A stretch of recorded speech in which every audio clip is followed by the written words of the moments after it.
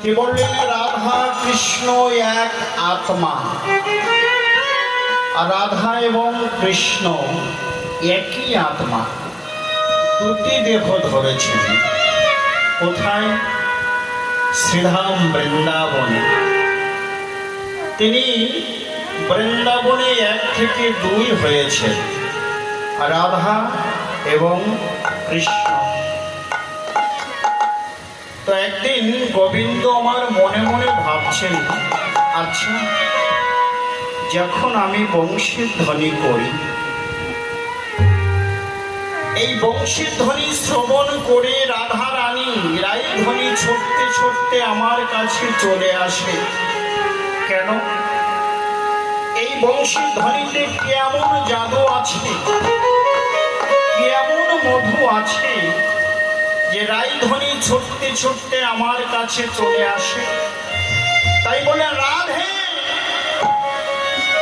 আমি যাইব নদিয়া নগরে, যাইব নদিয়া নগরে, রাধে আমি যাব নদিয়া নবদ্বীপে, তবে আমি একা একা যাব না, তোমায় সঙ্গে নিয়ে যাব।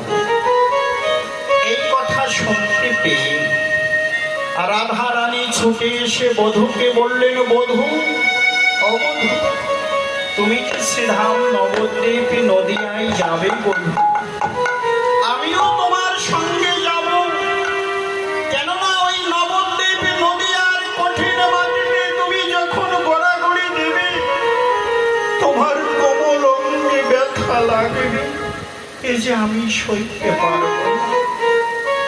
তাই আমিও তোমার সঙ্গে যাব। কেমন ভাবে যাব জানো?